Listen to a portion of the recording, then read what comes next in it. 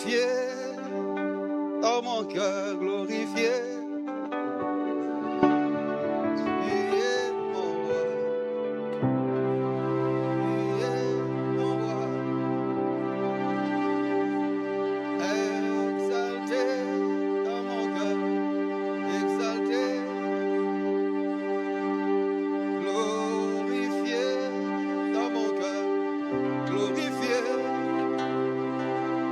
Tu es mon roi, tu es mon roi. Élevé dans mon cœur, élevé, élevé dans mon cœur, élevé. Tu es mon roi, tu es mon roi. Amen, amen, amen, amen, amen, amen, amen. Tu es mon roi, tu es mon roi. Oh, amen, amen, amen, amen. Amen, amen, amen, amen. Tu es mon roi, tu es mon roi. Oh, gloire à toi Jésus, gloire à toi Seigneur. Tu es digne d'être exalté, digne d'être adoré Seigneur. Qui d'autre comme toi, Jésus? Mon cœur, mon âme t'élève, Seigneur. Tu es notre Dieu, notre roi. Sois béni, Jésus. Sois béni, ô notre Père. Merci, Seigneur. Merci, Jésus. Merci, ô tendre Père. Merci, ô roi de rois. Merci, Jésus. Merci. Merci, Seigneur. Père, nous t'exaltons ce matin et nous te bénissons, Jésus.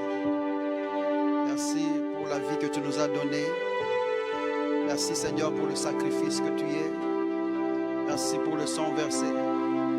Merci pour ta résurrection, Seigneur. Merci de nous avoir accordé l'accès auprès du Père, Seigneur. Aujourd'hui, nous sommes enfants de Dieu par l'œuvre que tu as accomplie, Seigneur. C'est humblement, Seigneur, que nous te disons merci. Merci pour tes faveurs et tes grâces. Merci pour ta main puissante sur nos vies. Merci pour ce que tu fais et ce que tu continues d'accomplir dans nos vies. Merci, Seigneur, pour la compréhension de ta parole. Merci pour l'entendement. Je me permets de prier pour mon frère et ma soeur encore en route. Et je prie pour ceux qui sont en ces lieux, Seigneur. Ma prière est que nous parvenons tous à l'unité de la foi et à la compréhension des choses que tu as prévues pour nous. Qu'il ne reste rien, Seigneur, de ce que tu as accompli pour nous que nous puissions connaître. Nous aimerions, Seigneur, vivre la plénitude de ce que tu as fait pour nous. Jouir de la vie en Christ. Et nous ne pouvons y parvenir que par la connaissance, Seigneur. Comme ça, qu'au Jésus, je prie que nos cœurs soient ouverts. Permets à ce que l'abondance de la parole soit en ces lieux, Jésus. Afin qu'au-delà de nos raisonnements, au-delà de ce que nous connaissons, au-delà de ce que nous pensons connaître, que ton esprit prenne place, Seigneur. Que ton esprit nous enseigne, nous édifie en ces lieux. Prends ta place en ces lieux, Jésus. Sécurité est à toi, Seigneur. Nos chants sont à toi. Notre révérence est à toi, Seigneur. Merci, Jésus. Merci, Seigneur. Quelqu'un m'aide à faire ses confessions ce matin avant d'entrer dans la parole de Dieu. Père, je te suis reconnaissant de ce que tu m'as jugé digne de me confier ta parole. Je suis né par ta parole. Je vis par ta parole au-dessus des circonstances et de toute autre situation. Je sais, Seigneur, que je gagne toujours Je réussis toujours et je prospère toujours. C'est lorsque dit ta parole, dans le nom puissant de Jésus. Si quelqu'un peut acclamer le roi des rois et célébrer qui tu es, avant de vous asseoir, j'aimerais que vous embrassiez 2 ou 3 personnes, ça sera suffisant aujourd'hui. Comme ça, on gagne le temps. Embrassez quelqu'un, bénissez-le. Ne le donnez pas seulement à votre corps. Dites-lui aussi quelque chose au nom de Jésus. Si vous avez seulement donné le corps sans dire quelque chose, reprenez au nom de Jésus. Si quelqu'un t'a embrassé sans rien dire, rappelle-le, il t'a maudit. Il faut qu'il dise quelque chose au nom de Jésus. Merci d'occuper une place qui permet à ce que celui qui vient en retard puisse l'occuper. Et ça sera une bonne chose pour nous tous. Bonjour à tous. Bonjour à tous. Très bien. Je peux recevoir un bon amen, comme ça on commence. Très bien. C'est pour moi une très grande joie d'être en ces lieux ce matin, parce que je sais que nous allons avoir le temps de partager la parole de Dieu. J'espère que vous avez pris calepin et bic et tout ce que vous avez pour que nous puissions discuter, parce qu'aujourd'hui nous allons faire un peu quelques exégèses, c'est comme ça qu'on appelle ça, et voir dans les Écritures ce que la parole de Dieu dit forcément. Et dans les chapitres qu'on a déjà adoptés, la lecture biblique sera importante, et c'est comme ça que mon rythme même sera un peu trop basse pour que nous comprenions. Alors je t'appelle à la compréhension et surtout à parler, à dicter à ton corps d'enlever la paresse. Et la paresse de l'étude biblique, surtout ces derniers temps, parce qu'il est bien que tu sois assis dans la parole de Dieu. Ce n'est que comme ça que tu peux avancer dans ta vie et prospérer au nom de Jésus-Christ. Vous êtes ensemble avec moi jusque-là? Très bien. Nous sommes en train de parler de phronesis et la prière. Nous avons dit que phronesis, c'est la compréhension active qui pose des actes et qui nous cause à le faire, tout en suggérant des lignes d'action en Christ. Les suggestions sont en Christ. Et nous avons dit que dès que cette compréhension commence à fonctionner dans ta vie, la première des choses qu'elle fait, c'est qu'elle t'établit dans la réalité de vie en Christ. Il y a une réalité de vie qui est exemptée de la réalité de vie là dehors. Il y a une réalité de vie qui existe en Christ, qui est complètement différente de ce que nous vivons quotidiennement en dehors. Mais le vœu du Seigneur et le vœu de l'Esprit qui est en nous, c'est que chaque jour nous puissions vivre la réalité de vie en Christ dans notre quotidien. Normalement, c'est le royaume le plus fort qui écrase le plus faible. Et nous les chrétiens, nous prétendons, nous confessons, nous affirmons être membres d'un royaume de Dieu. Bien évidemment, le royaume de Dieu doit être plus fort que le royaume de ce monde. Et si le royaume de ce monde est plus faible que le royaume de Dieu, donc le royaume de Dieu doit établir la réalité de vie. C'est la réalité de vie en Christ, en Dieu, de notre royaume, qui doit supplanter la réalité de vie de ton quotidien. Normalement, la vie que tu vis tous les jours doit être moindre que la réalité de vie en Christ. Ce qui est de Jésus doit dominer dans ta vie tous les jours. Jésus est utile même au marché. Jésus est utile même au travail. Jésus est utile dans une salle de classe. Jésus est utile dans ce que tu fais. Jésus est utile même au milieu de ton argent. Il ne faut pas croire que Jésus-Christ peut être exclu de quoi que ce soit. Laisse que cette réalité de vie puisse conquérir ta propre vie au nom de Jésus-Christ. Nous qui avons compris ces choses, nous nous disons, ouf, j'étais où tous ces temps? Comment je ne réfléchissais pas comme ça? Laisse que Jésus entre dans tout. C'est comme ça que tu verras que tu es en train de faire des pas de succès avec le Seigneur. Et tu es en train d'avancer dans ce que tu fais au nom de Jésus-Christ. Je bénis tes pas au nom de Jésus-Christ. Que tu avances dans cette réalité de vie-là. Il y a plusieurs autres réalités de vie là dehors, comme nous avons mentionné tout à l'heure. Mais vous saurez que vous êtes en train de vivre dans la réalité de vie en Christ par ces 2 signes majeurs. Le premier signe, c'est lorsque vous constatez que cette sagesse de Dieu commence à affecter votre manière de parler, à affecter votre manière de faire des choses, de penser, de percevoir et de prier surtout. Lorsque vous commencez à tout faire en Christ, là vous allez déjà savoir que je commence à être affecté par la réalité de vie en Christ. Aujourd'hui, nous aimerons insister sur la manière de parler. Beaucoup de croyants, beaucoup de chrétiens ne parlent pas comme il fallait. Vous voyez, il y a une manière de parler qui est en Christ. Une manière plus tempérante, plus posée, plus sage. Quand un enfant de Dieu veut parler, il n'est pas brutalisé par les événements, il n'est pas poussé par les circonstances. En anglais, on dit overreacting. Tu ne réagis pas au-delà de ce que tu dois avoir. Tu es calme quand tu réponds. Parce que normalement, ce qui vient de toi doit être source de sagesse. Doit être source de la pensée de Dieu. Et quand tu parles, tu évalues la situation autour de toi et tu parles comme si c'était Dieu qui parlerait à cet instant-là. Qu'est-ce que Dieu dirait à cet instant-là? Et si tu raisonnes comme ça, tu verras que ça c'est un signe clair qui montre que la réalité de vie commence à affecter, la réalité de vie en Christ commence à affecter cette personne ici. Bien évidemment, il y a aussi la manière de raisonner, la manière de percevoir les choses. Tu ne perçois plus les choses de la même manière. Tu le perçois un peu plus différemment parce que tu as une façon céleste de voir les choses. Tu as une façon céleste de comprendre les choses. Tu as une façon céleste de dire les choses. Jésus disait à ses contemporains, il dit, je vous parle, vous ne comprenez pas, parce que moi je suis d'en haut et vous, vous êtes d'en bas. Là, il doit y avoir une différence entre ce que nous parlons et ce que nous disons là. Ceux d'en haut parlent différemment. Et ceux d'en bas parlent différemment. Malheureusement, les chrétiens aujourd'hui parlent comme ceux d'en bas. Ils pensent comme ceux d'en bas. Non, tu es d'en haut. Tu es de la race noble. Tu es de la race céleste. Tu es un roi. En plus d'être... Au fait, tu es un roi qui occupe le trône aujourd'hui. Un roi ne parle pas n'importe comment, ne raisonne pas n'importe comment, ne perçoit pas les choses n'importe comment. Ce n'est pas parce que les docteurs ont dit ce qu'ils ont dit que toi aussi tu vois la même chose. Le diagnostic des médecins ne doit pas être ton diagnostic. L'économie d'un pays ne doit pas définir la manière dont tu vis. Tu es dans la réalité de vie en Christ, pas dans la réalité de vie au Congo ou en Afrique ou en Europe. Ce n'est pas un pays ou un gouvernement qui détermine la réalité de vie que tu as. Tu es dans la réalité de vie céleste. Tu es un enfant de Dieu. Et cette réalité de vie que tu as en Christ, elle vient du grand royaume. Et c'est le plus puissant royaume qui écrase les royaumes les plus faibles. Et si nous venons du royaume du plus fort, donc nous écrasons le royaume de la terre au nom de Jésus-Christ. Et c'est nous qui régnons au nom de Jésus. La deuxième des choses qui montre que tu es dans d'être, tu pénètres maintenant la réalité de vie en Christ, et c'est lorsque tu vas constater que certaines requêtes de prière disparaissent. Non seulement quand nous parlons de requêtes, nous ne parlons pas seulement de la requête comme sujet, nous parlons aussi de la manière dont tu pries.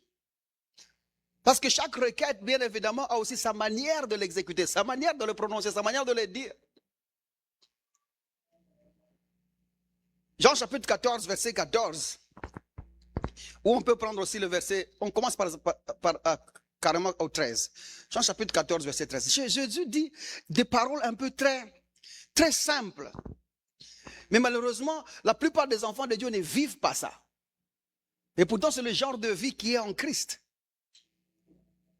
Regardez Jean chapitre 14, le verset 13e.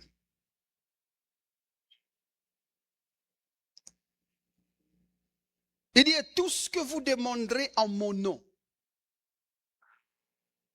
Tout d'abord, il faut remarquer que lorsque Jésus parlait à tout le monde, il parlait de prier par la foi. Demander par la foi, si quelqu'un a la foi. Mais lorsqu'il s'adressait aux disciples, et sachant que ces disciples vont naître de nouveau d'ici là, il leur parlait de prier en son nom. Les enfants de Dieu prient en son nom. Comme pour dire les enfants de Dieu, les chrétiens ne prient pas par la foi. Les chrétiens prient en son nom. Prier en son nom, c'est prier en sa fusion. C'est comme si c'était lui qui priait. C'est comme si c'était lui qui parlait. Ce n'est pas clôturer la prière avec au nom de Jésus. J'espère que vous savez que ce n'est pas parce que tu ajoutes au nom de Jésus-Christ à ta prière que ta prière devient plus puissante. La prière n'a pas plus de gloire, plus de puissance ou plus de capacité quand tu ajoutes au nom de Jésus. Au nom de Jésus, c'est une formule de politesse qui indique que le pouvoir que tu as exercé dans cette prière, l'autorité qui a été prononcée dans les phrases qui sont sorties de ta bouche, ont été motivées par ta présence en Christ. C'est comme ça que nous terminons avec au nom de Jésus. Mais seulement Jésus dit en son nom. En son nom veut dire, c'est-à-dire que tu as fusionné avec lui. C'est en lui que tu pries. Tu exerces l'autorité comme c'était lui qui l'exercerait. Et dans cette position-là, il dit tout ce que vous demanderez, tout ce que vous commanderez, tout ce que vous affirmerez, tout ce que vous ordonnerez en mon nom. Simple comme réponse. Il dit quoi? Je le ferai. Je le ferai. Vous n'avez qu'à dire, moi je veux le faire. Il ne dit pas je demanderai à mon Père de le faire. Il ne dit pas j'enverrai un ange pour le faire. Il dit je le ferai. Pourquoi le ferait-il? Parce que c'est lui qui parle. Et lorsque Jésus parle, le ciel, la terre, le sous de la terre fléchit aux commandes de sa parole. Celui qui est en train de prendre la responsabilité de le faire, c'est celui par qui le monde a été créé. C'est celui par qui tout ce qui est matériel a été fait. Et c'est lui qui s'assume pour dire, aussi longtemps que tu prierais en mon nom, je le ferai. Parce que ce serait moi qui parlerai par toi. Si facilement, il dit, je le ferai. Il dit, afin que le Père soit glorifié dans le Fils. Au fait, c'est une gloire du Père de voir le Fils faire ce que toi tu as dit en son nom. Il dit, je le ferai. Et puis il ajoute, si vous demandez quelque chose en mon nom, je le ferai. Voyez que l'intention est 2 fois communiquée. Je le ferai. Si facilement. Cependant, parce qu'il est en train de vouloir parler, il n'y a pas bon enseignant comme Jésus. Il veut poser une condition sans qu'elle le soit. Parce qu'il est en même temps enseignant de la loi et il introduit une nouvelle dispensation de grâce. Et à ce moment-là, il doit être fixe dans ce qu'il dit pour que chacun découvre ce qu'il y a à faire. Et ce que nous faisons, ça va nous aider dans la suite de ce que nous sommes en train de vouloir dire aujourd'hui. Il ajoute au verset 15e quelque chose qui ne contraste pas, mais qui dicte la manière dont nous devons prier, ou le genre de vie de prière dans la réalité de vie que nous sommes. Il ajoute, il dit, verset 15, si vous m'aimez, gardez mes commandements. Il dit, si vous m'aimez, gardez mes commandements. Qu'est-ce que cette phrase vient faire au milieu de là où on demande et on reçoit? Jésus est en train de vouloir dire que toute prière faite en mon nom sera faite, à l'exception de celle qui n'est pas faite en amour. Nous comprenons? Pour que je les fasse, il faut que cette prière soit faite en amour. Vous garderez ce commandement-là. Si ce n'est pas en amour, ce n'est plus motivé par moi. Ce n'est pas moi qui va exécuter ça. En d'autres termes, toute prière qui est faite déconnectée de l'amour en Christ, Jésus n'assume pas la responsabilité de l'accomplissement. Il ne peut assumer la responsabilité de l'accomplissement que si la requête énoncée a été faite en amour. C'est là que Jésus n'est pas responsable de toute requête exaucée. Ce n'est pas parce que ça a été exaucé que c'est forcément Jésus qui l'a faite. Tu peux avoir parlé et même dire au nom de Jésus, je prie en son nom, avec l'autorité que j'ai reçue. Tu peux avoir utilisé toutes les formules possibles, mais attention, le résultat est questionnable. Toute prière qui n'est pas faite en amour, Jésus n'assume pas l'accomplissement. Et c'est là que nous disons, lorsque nous prions que tu es dans la réalité de vie, même ta manière de prier change. Même ta manière de prier, j'ai dit quoi? Elle change parce que tu es dans une autre réalité de vie. Je vais être un peu plus clair jusque-là. Les prières de vengeance, tu verras. Si je suis un homme de Dieu, tu verras. Seulement si je ne prie pas, si seulement je prie, tu verras. Seulement si le pasteur, la d'autres ne me connaît pas. Si je suis pas, seulement si je ne suis pas membre de Maître Church. Seulement si je n'ai pas fusionné avec lui. Toi, ce que tu m'as fait ici, tu verras. Ce genre de prière n'est pas en amour. Et Jésus n'exaucera pas ça. Il ne prendra pas la responsabilité de l'exaucement. Et je vais vous dire qui va exaucer ça.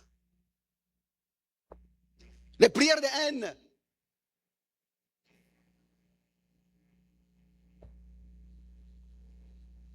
Seigneur, qu'il ait la vertige, qu'il ait l'hémorroïde, qu'il ne dort pas cette nuit, arrache-lui la paix, je l'arrache la paix, C'est ça le prière de haine. Vous savez là où l'église est arrivée aujourd'hui? Les gens cachent leur mauvais cœur, leur cœur qui n'est pas converti. Dans des sortes de prières, ils disent, ça c'est la prière de colère. Ils ajoutent même la sainte colère. Il n'y a pas de sainte colère. La prière de sainte haine. Toute prière faite en amertume. Jésus n'assume pas. Il n'assume pas l'exaucement. Vous avez converti les prières d'amertume en prières d'Anne. Vous connaissez Anne? Mon cœur saigne, Seigneur. Mon cœur saigne. Ce qu'il m'a fait. Mon cœur saigne. Mon cœur saigne. Mon cœur saigne. Non. Jésus n'assume pas l'exaucement. Parce que cette prière n'est pas faite en amour. Toute prière faite en amertume, avec un cœur amer. C'est ça, non? Un cœur amer, Jésus n'assume pas. Quelle est de prière de manipulation? Il ne peut pas me quitter, Seigneur. Il ne peut pas partir. Il ne peut pas partir. Cet homme-là doit mourir avec moi. Cet homme-là, il doit m'aimer. Maintenant, là, tu parles à son cœur qu'il revienne. Qu'il revienne. Maintenant, là, il doit m'aimer. Il doit m'aimer. Qu'il refuse Sandra. Qu'il m'aime moi. Frère, sœur, même s'il quittait Sandra, ce n'est pas Jésus qui a exaucé.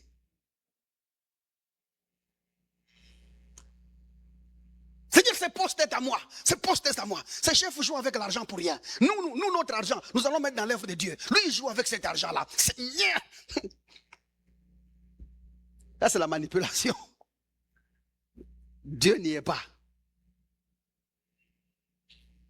Que dire de la prière de destruction? Surtout la destruction de vie. Destruction d'organisation. Destruction de stabilité des autres. Et surtout vous les swahiliphones là.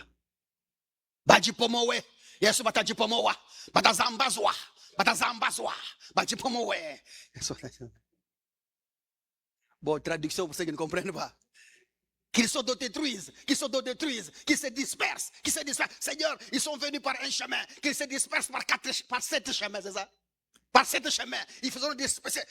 En anglais, il y a même un mot qui dit gloire de je suis biscatade, je suis biscatade. Et tu vois, quand tu regardes comme tu vois là,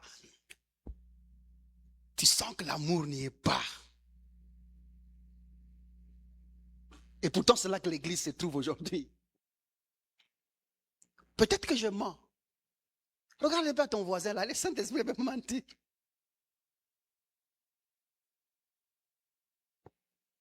C'est tous nous autres qui avons habité chez les gens là.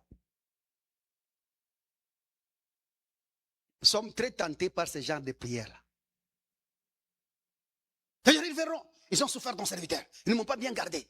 Vous voyez, Seigneur, ils verront. Faites de moi un miracle. Je suis un signe de prodige. Ils viendront demander chez moi. Ils viendront demander chez moi, frère. Tous ces temps, avant que tu n'aies des difficultés avec eux, tu étais bien. Tu as quand même mangé là-bas. Ils t'ont quand même gardé dans cette maison-là. Et puis, si celui qui te garde n'est pas ton papa et ta maman, tout ce que tu reçois au-dessus de manger et dormir, c'est la grâce. Et ça, je parle même pour ceux qui habitent chez les marâtres ou les parâtres.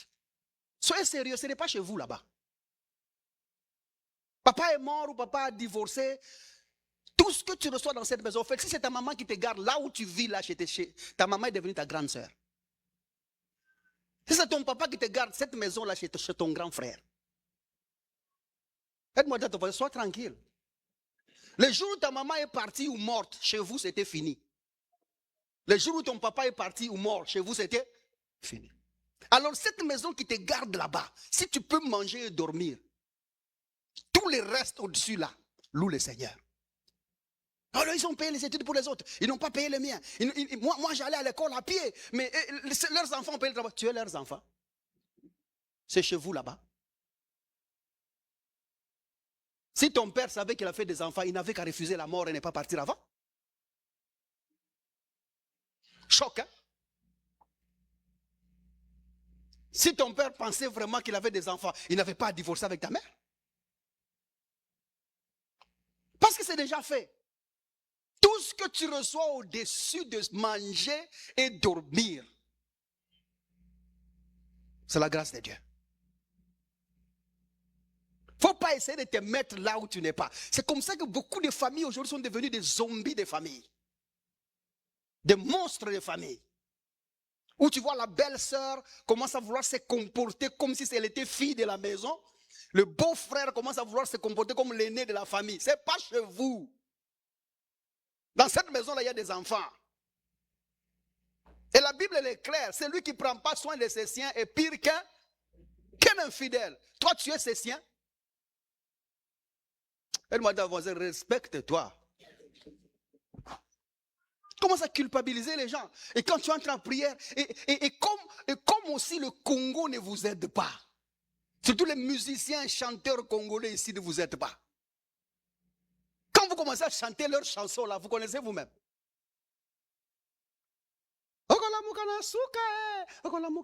Mon Dieu qui s'élève en dernier. En dernier où? Il est en retard donc. Si c'était un Dieu vivant, il doit être là. Il doit avoir été là avant que les autres ne dorment. Parce qu'il ne sommeille ni ne dort. Une dernière fois que je continue. Respecte-toi. Et ça, ce sont des prières qui exposent la mauvaise conversion. Jésus n'est jamais passé par là. Et des prières qui démontrent le manque de connaissance de la rédemption. Tu n'as jamais été sauvé en fait. Si tu avais été sauvé, tu ne prierais pas comme ça. Et comme aussi nos pasteurs ne nous aident pas. Parce qu'on commence à me dire, chaque fois tu parles des pasteurs. Non, je viens de là. Je parle de ce que j'ai vécu, c'est ça, non? Papa, je suis libre de mon témoignage, non? Et comme les pasteurs ne nous aident pas, c'est eux qui enrichissent des gens de choses comme ça. Parce que vous trouvez un pasteur haineux. Haineux. Avec un grand H. Et même son visage montre au fait, il trouve que tout le monde est parti avant lui par injustice de son retard. Est-ce que nous le comprenons? Mais alors il a besoin de récupérer quelque chose. Alors il entraîne toute l'église dans une formule de haine, de prière, dans une réalité de vie satanique. Il prie comme s'il était dans la maison d'un féticheur. Et il conduit tout le monde à aller là-bas.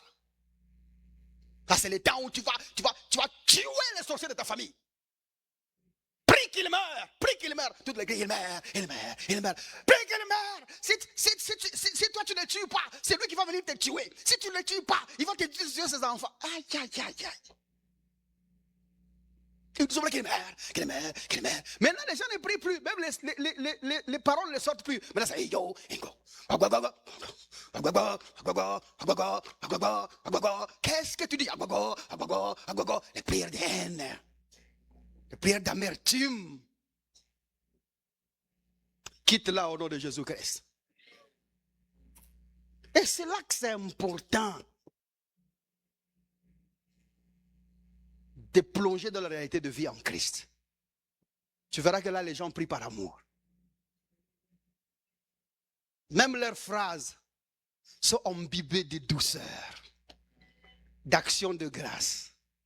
Tu as envie d'écouter la prière de quelqu'un qui est en Christ. Même quand il est combattu et que vous avez constaté. Même si ses ennemis sont identifiés. Quand il prie pour eux, c'est Seigneur, je te bénis de ce que la Bible dit, tu es Emmanuel dans le monde là. Ils sont sauvés. Ils sont sauvés. Tu ne veux pas la mort d'un méchant, Seigneur. Ma tante est sauvée au nom de Jésus.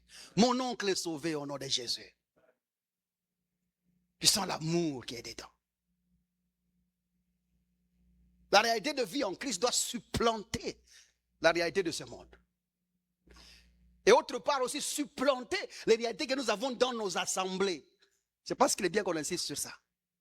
Il y a certaines réalités que nous avons trouvées dans nos assemblées de prière qui ne sont pas en Christ. Mais nous les avons adoptées quand même par habitude. Quitte là-bas au nom de Jésus. C'est que vous avez trouvé, les chrétiens maintenant ne savent plus prier, rentrer à la maison normale. Quand ils rentrent à la maison, les couleurs font mal parce qu'ils sont toujours. Les lèvres bougent, les têtes. Non, la prière c'est quelque chose de. C'est une. Qui jamais peut aller parler à sa femme? Vous êtes dans un fiançailles. Mais il faut te dire ça, c'est quel genre de relation que nous avons? La prière c'est une relation. C'est une relation entre un père et un fils. C'est ça, non?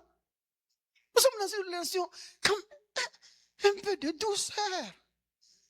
Un peu de tendresse. Et surtout un peu de politesse. Tiens, non, maintenant, là, quand vous arrivez dans les hôpitaux, tous les chrétiens ici, ils ont tous, vous voyez les muscles ici. Tous les chrétiens, regardez les mêmes ceux qui sont devant toi. Ça a déjà grossi. C'est l'entraînement. Si un chrétien te donne un coup de tête, mais tu es parti, hein? Parce qu'il a fait 40 ans. Maintenant, s'il cogne ça comme ça, tu es parti. Même si Dan n'est pas comme Zidane ne fera rien. Ça, c'est le vrai coup de boule. Coupons un peu ça. Je suis arrivé à un niveau où je pense qu'il faut qu'on partage la parole de Dieu avec amour. Parce que c'est devenu une nécessité de voir le peuple de Dieu arriver là où Jésus veut que nous soyons. Ça, ce n'est pas le temps d'utiliser la parole de Dieu pour ses propres intérêts, non. Ça, c'est le temps de présenter la parole de Dieu avec amour pour notre progrès commun. Que nous grandissons tous ensemble, que nous évoluons tous ensemble. Dites un bon amen, comme ça on grandit là-bas.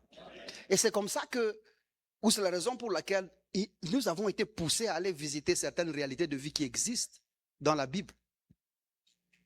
Et comme bien évidemment les alliances définissent les dispensations ou les réalités de vie, il était important que nous puissions aller les voir.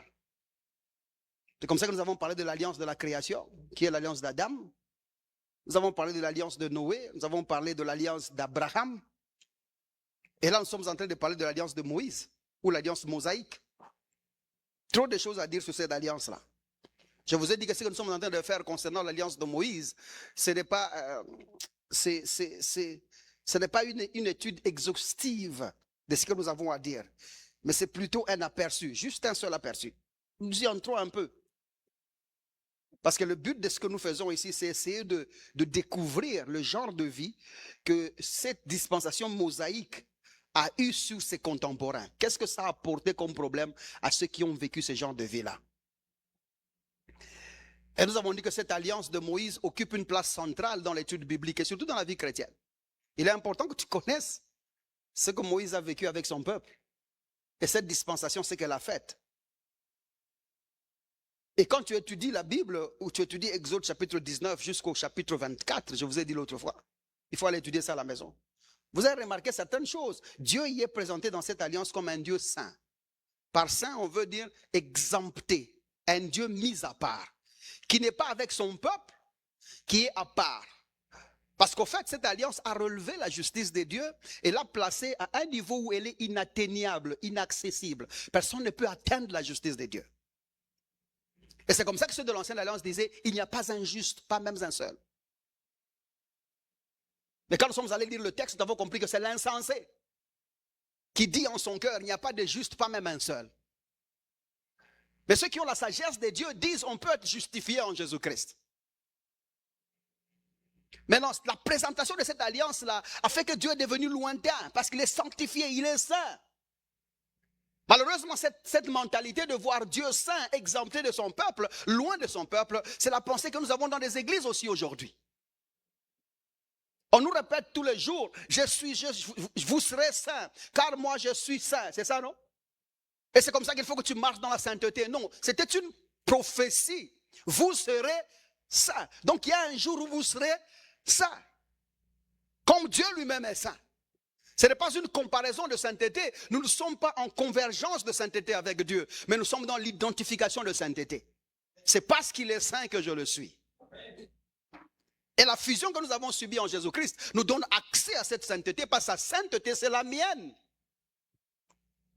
Ce n'est pas un réserve de comportement, ce n'est pas une rétention d'habitude. Ce n'est pas se bloquer ou se maîtriser d'une certaine manière. Mais quand Dieu dit vous serez saints, c'est parce qu'il a vu notre sanctification en Jésus-Christ. Et la Bible dit en Hébreux chapitre 10, verset 10, il dit c'est en vertu de cette volonté qui nous a sanctifiés une fois pour toutes par l'offrande de son corps. Une fois pour toutes. Nous sommes mis à part une fois pour toutes. Et cela s'est fait, ça ne se refera pas deux fois. Une fois tu acceptes Jésus-Christ comme Seigneur et Sauveur, tu es saint autant que Dieu l'est. Ouf, ça mérite un bon amen, mon cher. Tu as la sainteté de Dieu là où tu es. Mais quand tu lis la dispensation de Moïse, on présente cette sainteté de Dieu exempte de celle des hommes. Parce que tout ce que la loi dit, c'est présenter les conditions du cœur de l'homme ou présenter l'homme comme pécheur perpétuel. Il ne pourra pas parvenir à ce qui est bon de Dieu. Il ne pourra pas produire quelque chose de bien. La loi l'enfonce davantage. Parce que la Bible même dit que c'est par la loi que nous avons la connaissance du péché. Et plus tu découvrais la loi, plus tu comprenais combien tu étais pécheur. Et les actes s'est multipliés parce que la loi elle s'est multipliée tout le temps. Elle était si nombreuse. Nous parlons quand même de 613 lois, ordonnances et tout ça. Donc personne ne pouvait s'en sortir. C'est comme ça que Paul est en train de dire à ce sujet. Lorsque la loi abonde, la grâce surabonde. Ou encore lorsque le péché abonde, la grâce surabonde. Parce qu'il n'y avait péché qu'à la transgression de la loi. Et la grâce a surabondé. En d'autres termes, la grâce a dépassé l'intention de la loi d'enfermer l'homme, d'amener l'homme à la mort. Mais la grâce est venue sortir l'homme de cette mort-là et lui placer dans Dieu. Amen. Le placer en Dieu. Par le sacrifice de Dieu lui-même. Et quand vous étudiez aussi la loi, vous comprenez que la dispensation de Moïse était en train d'annoncer la venue de Jésus-Christ. Parce que de toute façon, l'homme ne s'en sortirait pas. Le sacerdoce qui était là présageait Jésus-Christ. C'était l'ombre de celui qui devait venir. Et tout ce qu'il faisait comme sacrifice et offrande était l'ombre de Jésus-Christ. Et la loi présentait ça. En fait, ça, c'est ce qui est important à retenir là-bas. Mais il faut quand même que nous entrons dans ce que nous avons commencé l'autre fois pour essayer de continuer parce que l'intention était bonne, en fait. Quel est le fondement de cette alliance mosaïque? Qu'est-ce qui était le fondement? Sur quoi reposait cette alliance mosaïque?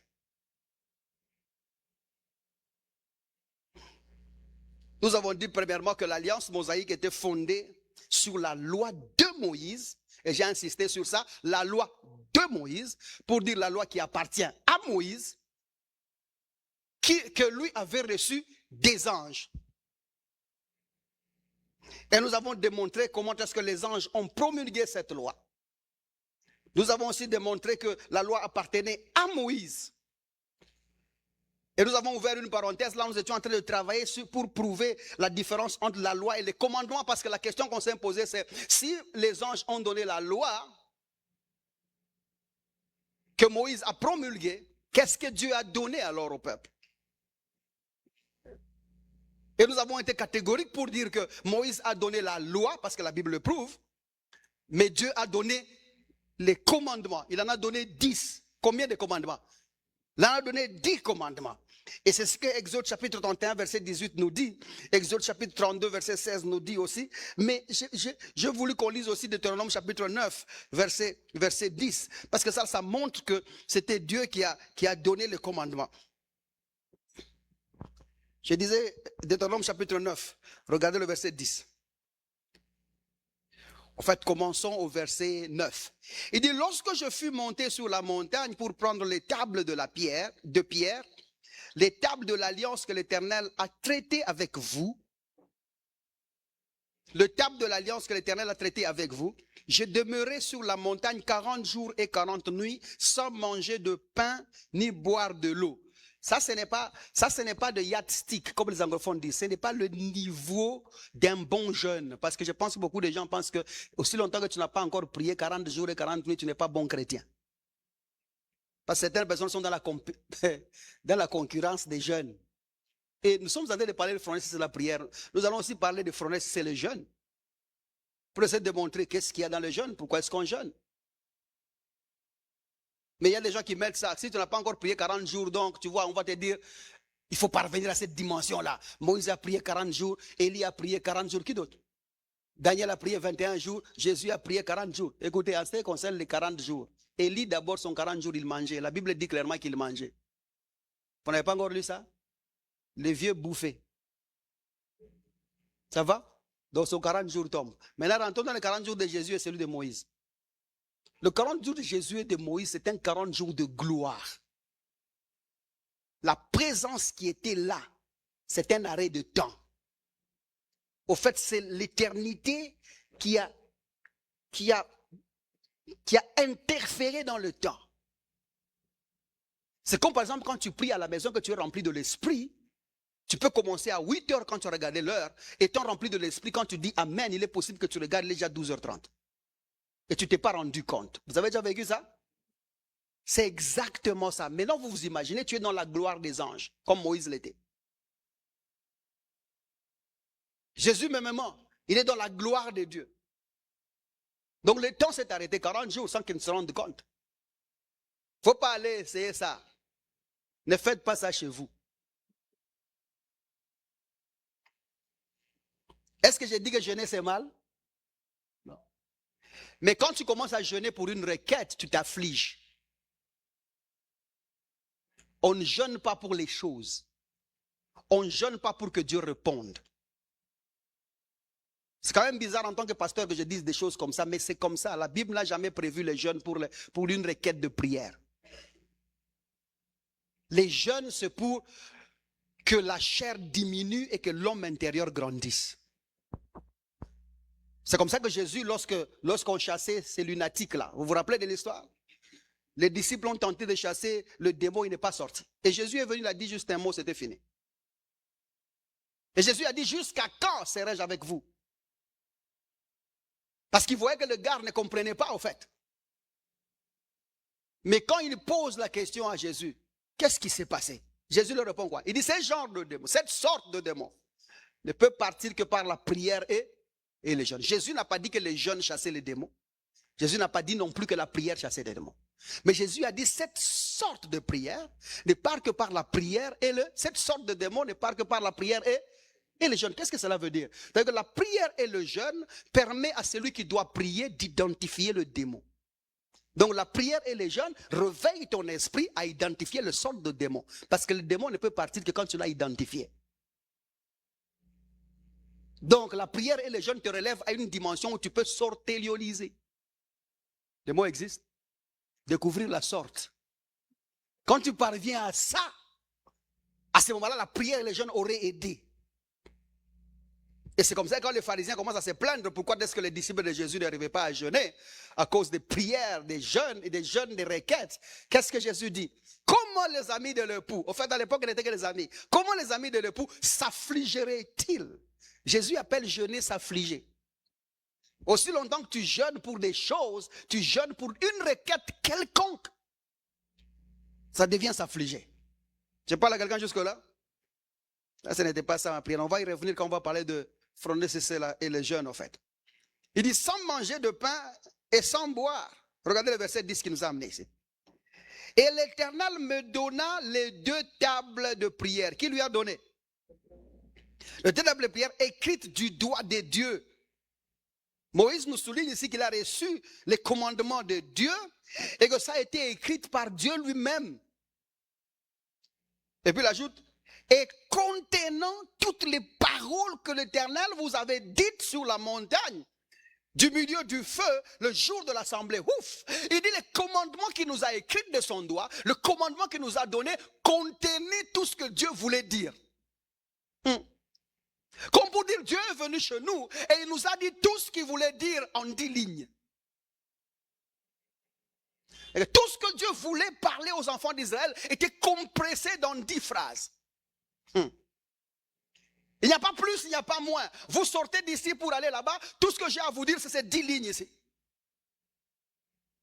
Mais comme Moïse ne pouvait pas identifier le langage de l'esprit, il ne pouvait pas comprendre le langage de l'esprit parce que celui c'était un homme animal, il n'était pas né de nouveau. N'oubliez pas que Moïse n'était pas né de nouveau. Il ne pouvait pas détecter, décoder le langage de Dieu afin de comprendre que dans les 10 commandements était encapsulé tout ce que Dieu voulait leur dire. Regardez Deutéronome chapitre 10, là où nous sommes. Chapitre 10, observez le verset 4.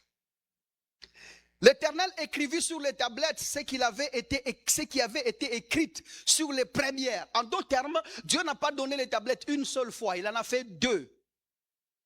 La première fois quand Moïse est rentré avec ce que nous venons de lire en 9, il a cassé ça.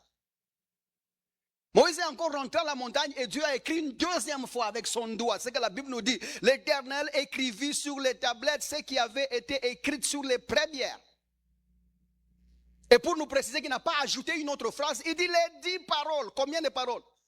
Les 10 paroles qu'il vous avait dites sur la montagne du milieu du feu, le jour de l'assemblée. Et l'Éternel me les donna. En d'autres termes, Dieu a compressé ses dires dans 10 lignes. Maintenant, Moïse était dans la faiblesse de comprendre ces choses-là. C'est comme ça que c'était appelé aussi la table des témoignages. En d'autres termes, il y avait à témoigner. Ce que Dieu avait écrit était à témoigner, mais dans 10 lignes. Mais Moïse était dans la faiblesse de l'esprit. Il ne pouvait pas, un être charnel, ne pouvait pas comprendre le langage de Dieu afin de le transmettre à ses contemporains. C'était difficile. Parce que déjà, quand Dieu parlait à Moïse de Jésus, même dans le jardin, il disait la postérité de la femme. Il ne pouvait pas citer Jésus parce qu'il ne connaissait pas. Et vous allez voir dans la loi comme ça, quand on parle du sang de l'agneau, il ne pouvait pas parler du sang de Jésus. Il ne connaissait pas, il ne pouvait pas identifier le langage de Dieu. Je parle à quelqu'un jusque-là. Et les 10 lignes qu'on lui a données, ou les 10 phrases qu'on lui a données, les 10 commandements, étaient encapsulés de tout ce que Dieu voulait dire aux enfants d'Israël. Et nous allons découvrir ça encapsulé, quoi, ça comptait quoi. C'est là que ça devient important que nous découvrons le but du commandement. Pourquoi est-ce que Dieu a donné le commandement aux enfants de Dieu? 1 Timothée, au peuple d'Israël. 1 Timothée chapitre 1er.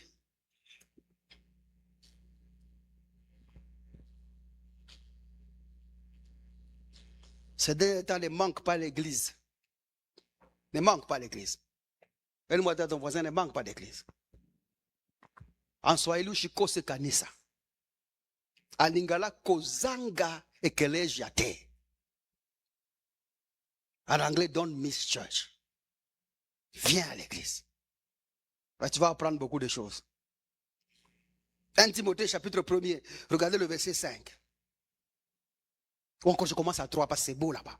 Il dit, je te rappelle l'exhortation que je te fis à mon départ pour la Macédoine lorsque je t'ai engagé à rester à Éphèse afin de recommander à certaines personnes de ne pas enseigner d'autres doctrines, de ne pas enseigner d'autres doctrines. Écoutez, en Christ, il n'y a pas plusieurs doctrines. La doctrine, c'est Jésus. Il ne faut pas dire non, chacun a son couloir. Toi, tu enseignes ça, l'autre enseigne ça, moi aussi j'enseignerai ça. Parce que comme l'autre là était en train de dire, parce que la parole de Dieu, c'est la viande d'un éléphant. Quel éléphant? Du zoo ou de la brousse? L'évangile, ce n'est pas un centre de marché. Être prédicateur ou enseignant de la parole de Dieu, ce n'est pas être un vendeur du marché. Nous ne sommes pas beaucoup de commerçants dans le marché avec plusieurs marchandises. Les tomates, les bananes, les trucs comme ça. Chacun vend ce qu'il peut. Non, nous sommes dans un marché, tous avec la même marchandise. Nous vendons tous Jésus. Amen. Dans le marché de l'esprit, il n'y a que Jésus qui est la marchandise. Et nous ne la vendons pas à prix parce que lui-même de son vivant, il disait, venez à moi, vous tous qui avez faim et soif, venez, buvez, mangez gratuitement. C'est gratuitement que nous donnons. Nous sommes les distributeurs des grâces de Dieu. Pas de plusieurs marchandises. Il y a plusieurs messages dans la Bible, mais l'unique message à donner aux gens, c'est Jésus-Christ. Il y a plusieurs sujets dans la Bible, mais le message, c'est Jésus-Christ. Jésus est la cure principale, finale et unique du dire de Dieu. Quiconque veut le salut par Dieu, quiconque cherche la main de Dieu, quiconque cherche l'aide du Seigneur, ça doit être Jésus et Jésus seul la cure. Pas d'autre chose. Et si vous tenez à la vie de votre frère, donnez-lui Jésus et rien d'autre. Parce que nous sommes arrivés à un point où les pasteurs se comportent comme les médecins de la Covid. Aujourd'hui c'est première dose, demain c'est deuxième dose, après demain c'est troisième dose. Non, quelqu'un va mourir. Mais ici, Jésus c'est la dose unique. C'est le vaccin des vaccins. Une fois que tu as été vacciné de Christ, c'est fini, tu es exempté de tout. Je parle à quelqu'un jusque-là. Il n'y a pas plusieurs doctrines. Il dit, et de ne pas s'attacher à des fables. Trop de fables dans l'église. Quelqu'un dans l'église, il vous parle de conseils. Il vous parle comme un professeur de morale. Là, et vous êtes content? La vie, bien aimé, la vie, on ne joue pas avec. Il faut être sérieux dans la vie. Si quelqu'un part, laisse-le partir. Ce n'est pas un problème. Dieu enverra quelqu'un d'autre. Même vous dans l'église, là, si vous partez, Dieu va envoyer d'autres. Vous êtes venu pour écouter des choses comme ça? C'est ce que vous êtes venu écouter? Si tu as besoin de conseils, demande à... Tu vois le papa sentinelle là qui est à côté de l'entreprise qui est de chez toi là. Pose-lui des questions, il connaît la vie. Tu ne peux pas te laver, mettre une cravate pour venir écouter ici à Richinjo. C'est à Richinjo ici. Trop de fables dans l'église. Et des discussions inutiles, des généalogies sans fin. Il dit qu'ils produisent des discussions plutôt qu'elles n'avancent l'œuvre de Dieu dans la foi. L'œuvre de Dieu, c'est que quiconque voit le Fils croit qu'il reçoive la vie éternelle. C'est ce que Jésus dit. Jean chapitre 6, verset 40. C'est là d'où c'est venu. L'œuvre de Dieu, c'est la foi en Jésus-Christ. Il dit alors quand vous parlez d'autre chose, ça n'avance pas la foi en Jésus-Christ dans cette foi ici. Et les gens ne seront pas nés de nouveau. Vous leur parlez des choses qui ne vont pas grandir avec. C'est là que nous avons beaucoup de gens aujourd'hui, plusieurs années dans l'église, aucune année en Christ, parce qu'on lui parle de fables tous les jours. Bouge un peu ton voisin et dis, réveille-toi mon cher, ce qu'on dit là c'est important pour ta vie. Allons au verset 5 qui nous a amené ici. Le but du commandement. Le mot but du commandement c'est la fin. Le but principal. La raison pourquoi ça a été donné. Le but du commandement, c'est une charité venant d'un cœur pur. Amour venant d'un cœur pur. Notez bien le vocabulaire. Une charité venant d'un cœur pur. D'une bonne conscience et d'une foi sincère. Le but du commandement, nous allons commencer par la fin et parvenir à la fin parce que quand Paul écrivait, il écrit des résultats d'une manière progressive, d'une manière décroissante. Mais si tu veux comprendre la phrase, il faut aller d'une manière croissante. Ça va? Quelqu'un me comprend jusque-là? Donc on commence par la fin pour monter. Le commandement que Dieu a donné aux enfants d'Israël, ça a été donné pour faire parvenir tout le monde à une foi sincère. Et la foi sincère est en Jésus-Christ, c'est ça, non?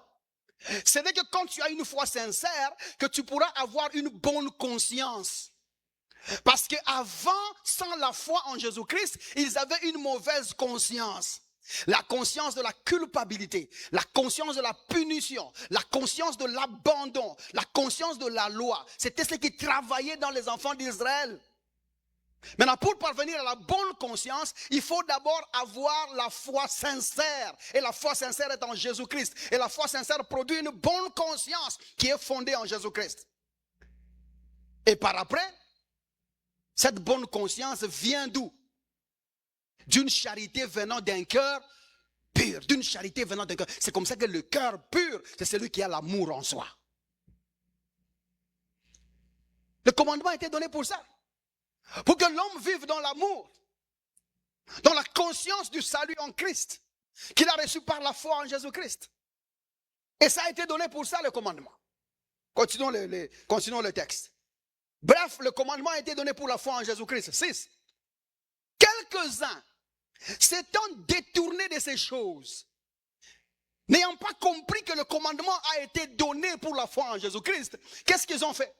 Se sont égarés dans des vains discours. Des discours qui ne servent à rien. Ils veulent être docteurs de la loi. Dieu a donné la loi? Non, il a donné les commandements. Mais eux, ils veulent être quoi? Docteurs de la loi. Ils ne comprennent ni ce qu'ils disent, ni ce qu'ils affirment. Regarde. Ils ne comprennent ni ce qu'ils disent, ni ce qu'ils affirment. Pourquoi? Parce que Dieu a donné le commandement, mais eux veulent fonctionner avec le peuple dans la loi. Ça mérite un bon amen, mon cher. C'est un bon amen. Parce qu'ils ne comprennent pas. Si tu ne comprends pas que le plan de Dieu dans le commandement, c'était sauver les gens en Jésus-Christ, tu vas amener les gens dans le précepte. Tu vas amener les gens dans la loi de Moïse. Là où plusieurs ont fait. Et en parlant, ils ne comprennent ni ce qu'ils disent, ni ce qu'ils affirment. Il y avait un autre docteur là, on va revenir ici. Un autre docteur là. Allons quand même Matthieu chapitre 22. Nous allons revenir ici. Matthieu 22. Gloire à Jésus. Gloire à Jésus. Matthieu 22. Regardez le verset, on peut commencer à 34. Il dit, les pharisiens ayant appris qu'il avait réduit au silence les sadducéens, parce qu'ils avaient répondu avant.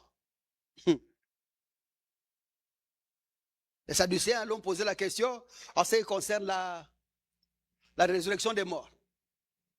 Jésus les a répondu. Maintenant, ils reviennent, ils disent, nous aussi, on va poser une question. Ils disent, se rassemblèrent, c'est-à-dire que les pharisiens se rassemblèrent. Et l'un d'eux, qui était quoi? Docteur de la loi, leur frère, lui fit cette question pour l'éprouver.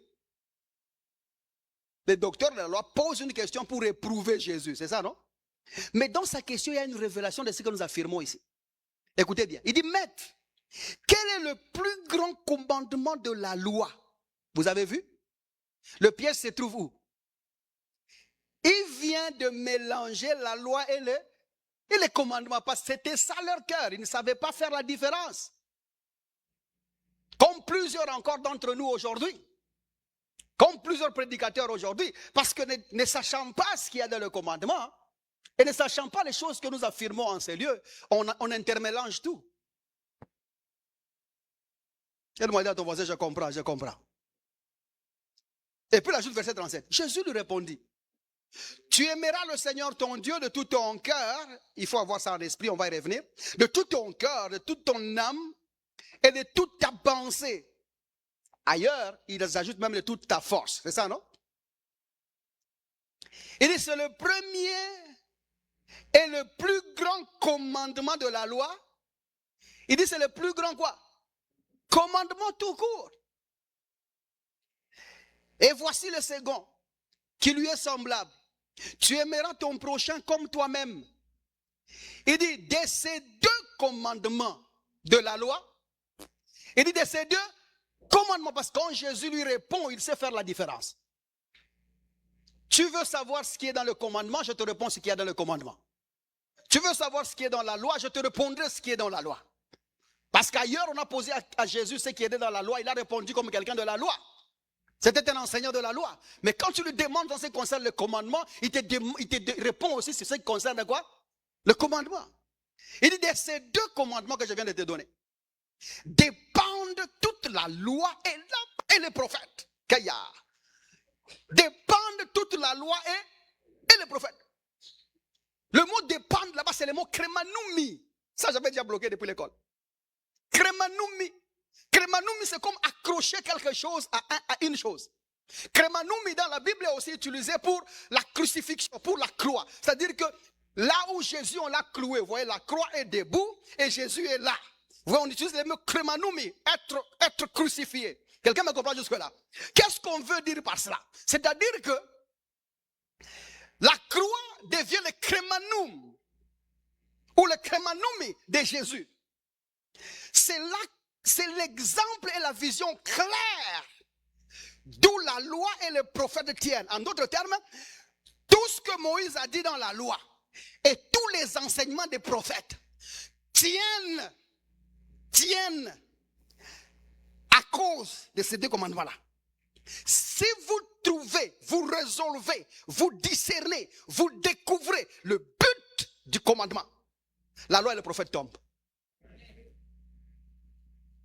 La révélation donc de ce qui est dans les commandements, c'est la chute de la loi et des prophètes. Donc dans la loi, dans le commandement, est tout ce que Dieu voulait dire au peuple, qu'il les libérerait de la loi et des prophètes.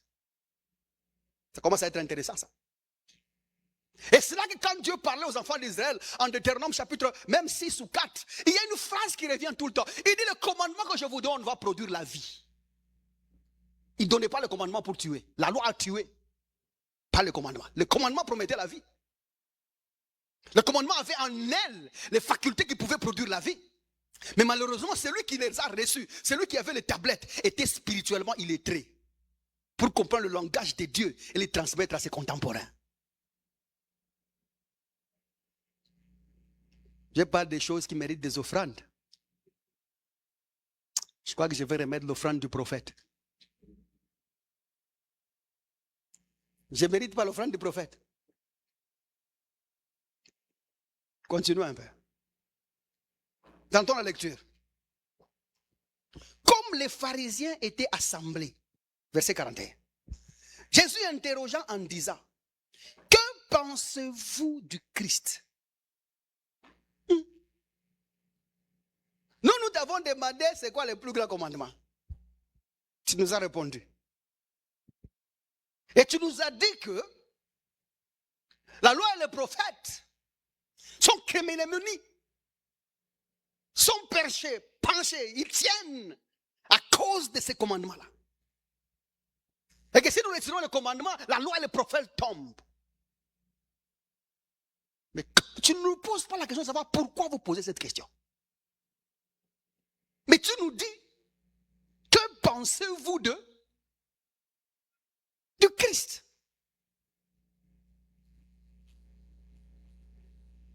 De qui est-il fils? Il lui répondit, de David. Et vous demande, que pensez-vous du Christ?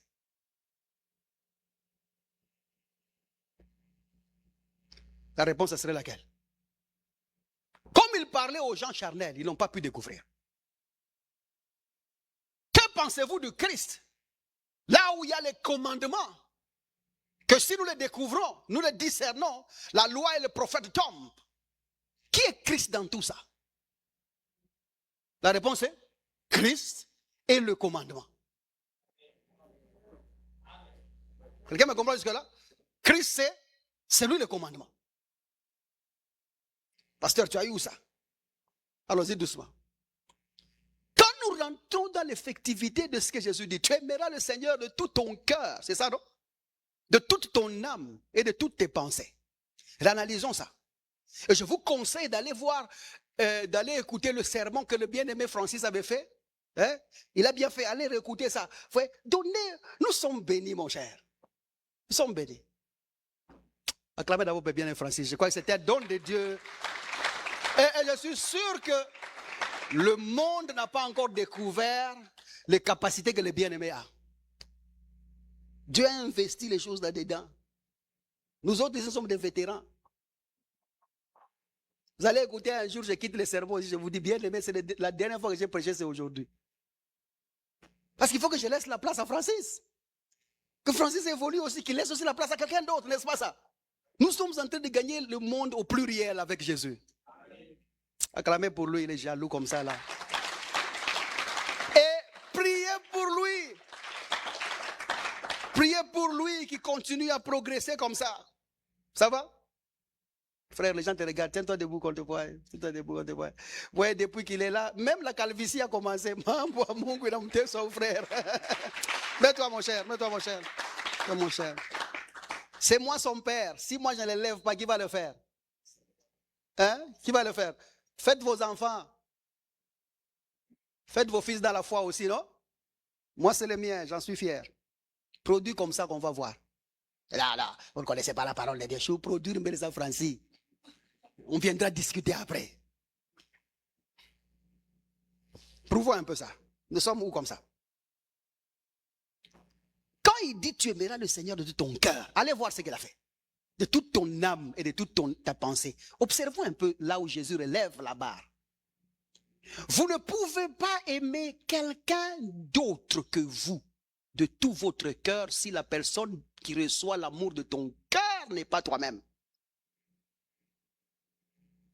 Vous ne pouvez pas non plus aimer quelqu'un de toute votre force si vous reste la force d'aimer votre femme. Vous ne pouvez pas aimer quelqu'un de toute votre âme si votre raisonnement n'a pas que Dieu. Pour que vous aimez quelqu'un de tout votre cœur, il faut que la personne que vous aimez soit vous-même. Ça, c'est le complet. Il n'y a pas une part de moi. Et que pour que vous aimez quelqu'un de toute votre force, il faut que la personne à qui vous donnez toute votre force en amour soit vous-même. Parce qu'on ne peut affecter toute la force qu'à soi. C'est clair chez quelqu'un jusqu'à là? Maintenant, c'est comme ça que Paul dit concernant l'amour qui appartient à Dieu. Je dis bien l'amour qui appartient à Dieu. Romains chapitre 5, verset 5.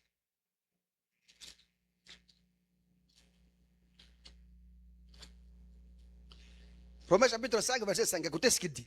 Or, l'espérance ne tombe pas ou ne tombe point. Parce que l'amour de Dieu est répandu dans nos cœurs. L'amour de Dieu est répandu où? Dans nos cœurs. Par le Saint-Esprit qui nous a été donné. Donc Dieu a déposé dans nos cœurs son amour à lui. Par le Saint-Esprit qui est en nous. Afin que par l'Esprit de Dieu qui possède l'amour qui appartient à Dieu, Dieu puisse s'aimer lui-même par nous de toute sa force, de toute son âme et de tout son esprit. Amen. Est-ce que nous comprenons? La fusion que nous avons reçue avec Dieu par son esprit rend donc l'amour de Dieu de tout son cœur possible. Aussi longtemps que Dieu n'habite pas en nous par son esprit, nous ne pouvons pas l'aimer. Mais or, cet accès auprès du Père et à sa fusion n'est possible que par la foi en Jésus-Christ. C'est comme ça que Jésus est le commandement qui nous transporte à l'unité de l'amour en Christ. Aïe! Si vous enlevez Jésus des commandements, l'homme ne pourra jamais aimer Dieu de tout son cœur. L'homme ne pourra jamais aimer Dieu de toute sa force. Jésus, c'est la pièce maîtresse du commandement qui nous unit avec Dieu. Qu'est là? Alors, que pensez-vous de Christ? Christ, c'est le commandement. Jean chapitre 3, le verset 1 Jean chapitre 3, verset 22. Si Bible. Vois la Bible, mon cher. Commençons au verset 22. Quoi que ce soit que vous demandez, nous demandions, nous le recevons de lui. Parce que nous gardons ses commandements. Nous gardons quoi? Ses commandements. Et que nous faisons ce qui lui est agréable. Qu'est-ce qui est agréable dans le contexte? Garder le commandement. Quand tu gardes le commandement, tu as fait ce qui lui est agréable. Verset 23. C'est quoi donc le commandement? Et c'est ici son commandement.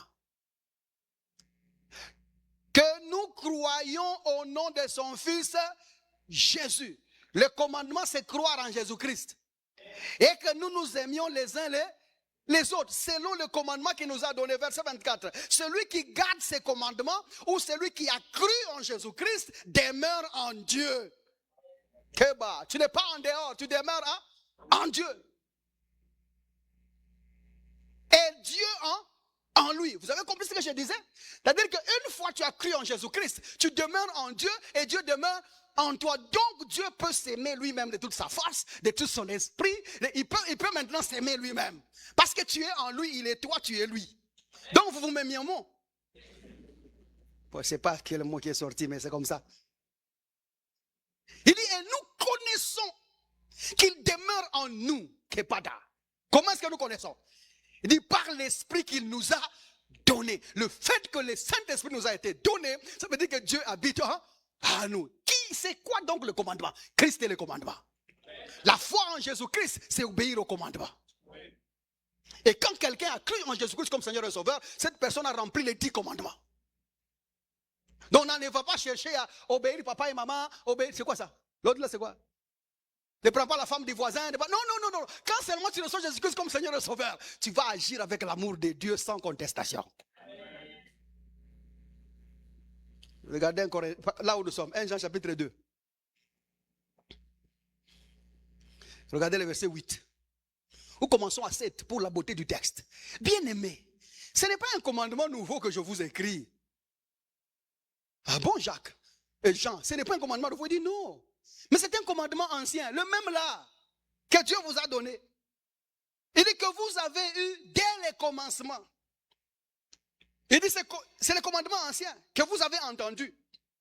Verset 8. Toutefois, c'est un commandement nouveau que je vous écris. En d'autres termes, il dit, je le ramène dans la nouveauté de vie. Je le ramène dans la réalité de vie en Christ. Jacques, ramène, et Jean, pourquoi j'ai dit Jacques? Jean, ramène-le un peu qu'on entende. C'est quoi que tu amènes? Il dit, ce qui est vrai en lui est en vous. Qu'est-ce qui est vrai dans le commandement? Jésus. Qu'est-ce qui est vrai dans le commandement? Jésus. On pose la question, qu'est-ce qui est en vous maintenant? Jésus. Qu'est-ce qui est vrai dans le commandement? Jésus. Ce qui est en vous, vrai en vous là, c'est ce qui est dans le commandement. Et ce qui est vrai en nous, c'est Jésus que nous avons reçu par sa foi, par la foi. Est-ce que nous comprenons là? Le Jésus qui est en nous, c'est celui qui est vrai dans le commandement.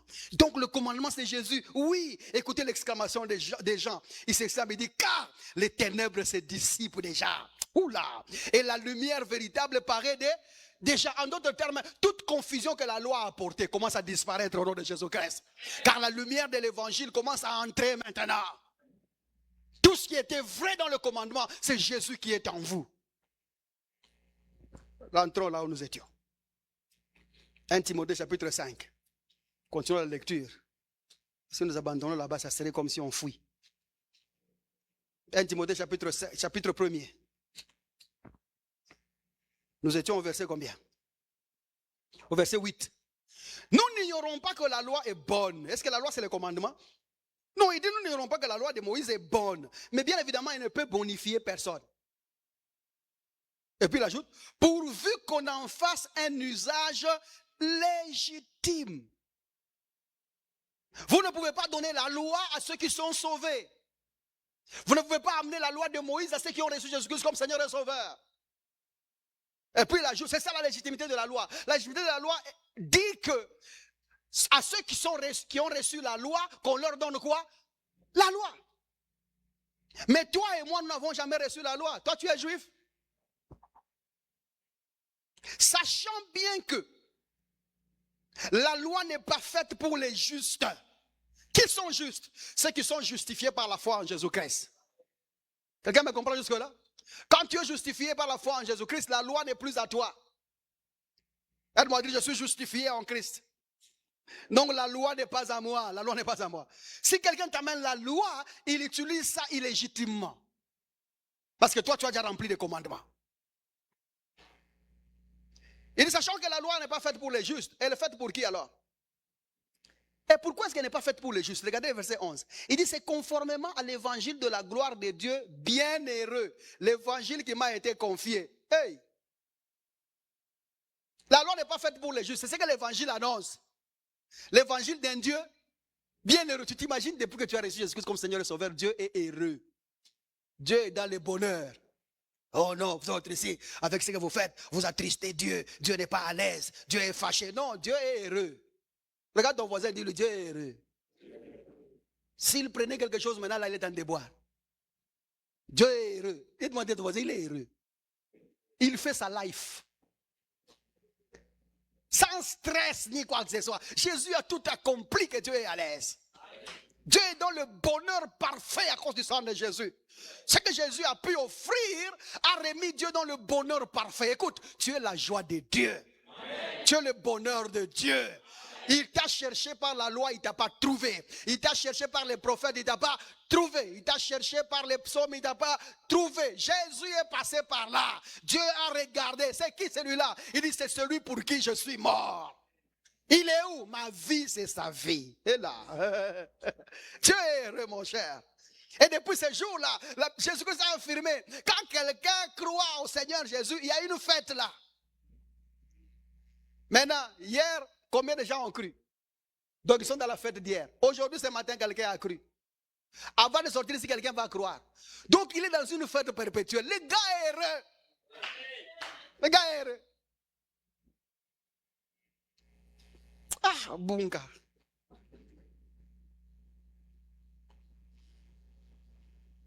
Rentrons au verset 9. Sachant bien que la loi n'est pas faite pour les justes, alors la loi est faite pour qui? Il dit pour les méchants. Toi, tu es méchant? Un peu plus fort, tu es méchant? Non. Non, parle avec garantie. Toi, tu es méchant? Non. Tu es quoi? Non, dis-moi seulement enfant de Dieu. Tu es quoi? Tu es méchant? Non. La loi est faite pour les rebelles. Toi, tu es rebelle? Non. La loi est faite pour les impies. Tu es impie? Non. La loi est faite pour les pécheurs. Toi, tu es pécheur? Non. D'autres ont arrêté de dire non. C'est en confessant que tu deviens confession. La loi est faite pour les pécheurs. Toi, tu es pécheur? La loi est faite pour des irréligieux. Toi, tu es irréligieux. La loi est faite pour les profanes. Toi, tu es profane.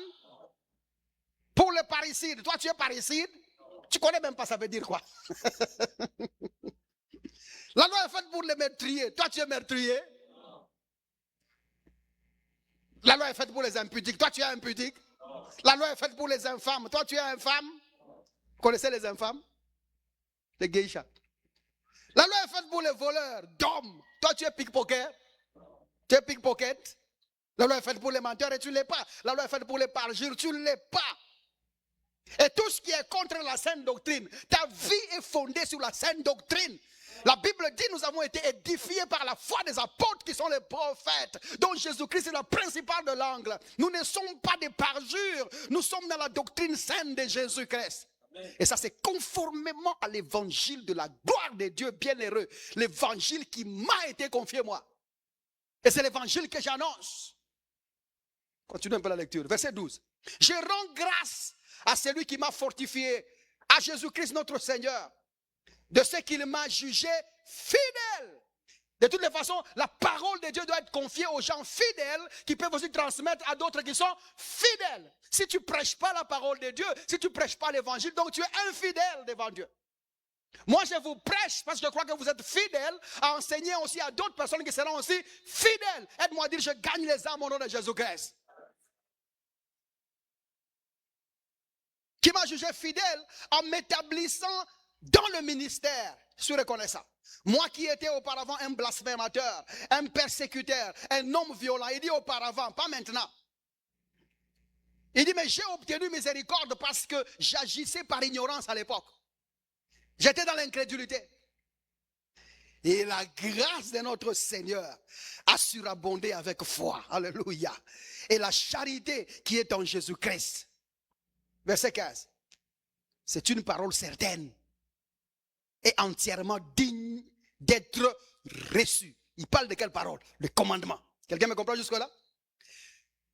Que Jésus-Christ est venu dans le monde pour sauver les pécheurs, dont je suis le premier. Il dit, mais j'ai obtenu miséricorde afin que Jésus-Christ fît voir en moi le premier toute sa longanimité pour que je servisse d'exemple à ceux qui croiraient en lui pour la vie éternelle. Verset 17. Au roi des siècles, immortel, invisible, à Dieu seul sage, Kayaba. Pourquoi il parle de seul sage? Parce qu'il a enfermé Jésus dans les commandements et personne ne l'a vu. La sagesse de Dieu a déposé Jésus dans le commandement. Tout ce que Dieu voulait dire à l'humanité, il l'a mis dans le commandement. Et c'est comme ça que découvrir ce qui est dans le commandement par la sagesse de Dieu, tu pourras être sauvé. Et tu es sauvé. Il dit, à lui soit honneur et gloire au siècle des siècles. Et toute l'église dit, Amen. Le commandement, c'est Jésus-Christ. Et c'est Dieu qui l'a donné, écrit par son doigt. Quelqu'un me comprend jusque-là? Et quand tu es dans le commandement ou quelqu'un relève un commandement dans les commandements, la condamnation est bannie au nom de Jésus. La loi et le prophète tombent.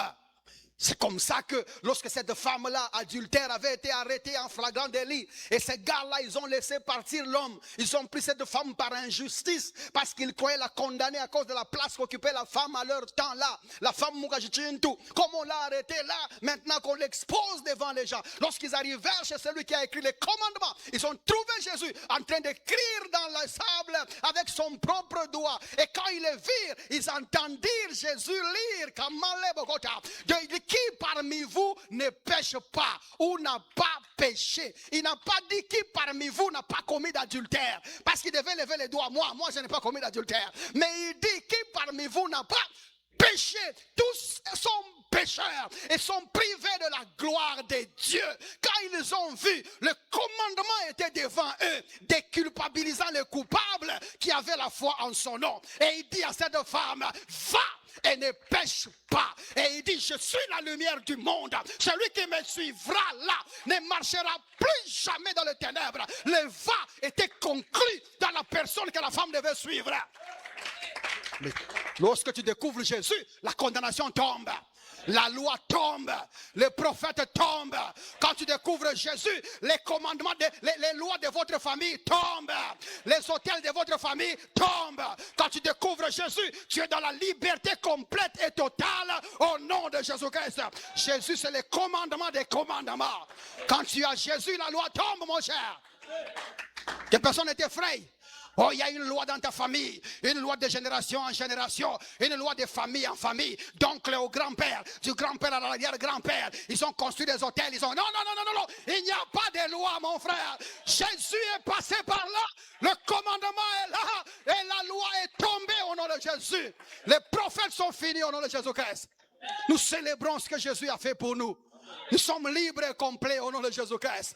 Parfaits devant lui, justifiés devant lui, sans péché devant lui, pardonnés devant lui, en pleine repentance devant lui. Nous sommes acceptés par Jésus-Christ et nous le bénissons au nom de Jésus-Christ. Quelqu'un m'a compris ce matin? Si tu as saisi quelque chose, pousse des cris de joie et acclame le roi des rois pour ce qu'il a fait pour toi au nom de Jésus. Gloire à Jésus. Tiens-toi debout, mon cher. Tiens-toi qu'on célèbre le Seigneur. Oh, qu'il mérite qu'on parle en esprit ce matin. Quand tu reconnais le salut, ce qui a célébré en esprit, que d'abord, le Seigneur est passé par là. Tu es juste, tu es non coupable, tu es accepté par Dieu, tu es délivré, tu es libre des démons, libre des esprits impurs, libre de tout à cause de ce que Jésus a fait pour toi. La foi en Jésus a suffi. Ça. Elle est où cette sœur ici? Marie-Claire, est-ce que c'est Marie-Claire? Abigail, viens ici. Frère, donne-moi la note. La croix seule me suffit. C'est ce que je veux chanter. Donne la note, donne n'importe quelle note. La croix seule me suffit. Rien d'autre je désire. Alléluia. Ce qui m'était si cher, je considère comme une perte, afin de te connaître. Tout ce que je possède est pour moi sans valeur, car j'ai mesuré le prix et la croix seule me suffit. La croix seule me suffit. Les couplets que j'aime, c'est les derniers. Quand à la fin de mes jours, je verrai mon Seigneur. Et là, écoutez ce qu'on dit. Que l'on puisse dire de ma vie à moi, je n'ai pas prêché autre chose que Jésus. La croix seule m'a suffi. La croix seule me suffit. Rien d'autre je désire. Ce qui m'est nécessaire, je considère comme une perte, afin de te connaître. Tout ce que je possède est pour moi sans valeur, car j'ai mesuré le prix et la croix seule me explose en prière. Glorifie-le. La croix me suffit, Jésus. Tambre mashkibra falere se fale braria. Inomande basa pripashkava katala bosa fala. Prions mon frère. Dobra falere keshkibria. Lève la voix là où tu es. Dis-lui Seigneur, merci pour la croix. Merci pour le salut. La croix me suffit, Seigneur. Justifié par l'œuvre de la croix. Sanctifié par l'œuvre de la croix. Adopté par l'œuvre de la croix. Prions, prions, prions, prions.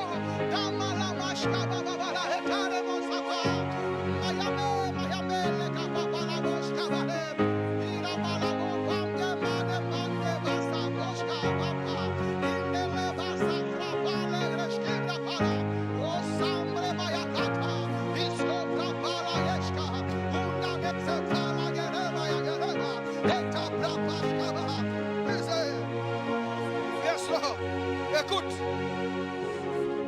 la croix a suffi pour que tu sois libre de démons. La croix a suffi pour que tu sois libre de péchés générationnels. La croix a suffi pour que tu sois libre de péchés héréditaires, des maladies héréditaires. La Bible est claire à ce sujet. Et ceux qu'ils ont reçus, ceux qui ont cru en son nom, elle leur a donné le pouvoir de devenir enfants de Dieu. Tu es enfant de Dieu. Né non du sang, non du sang, non du sang, non du sang, non du sang.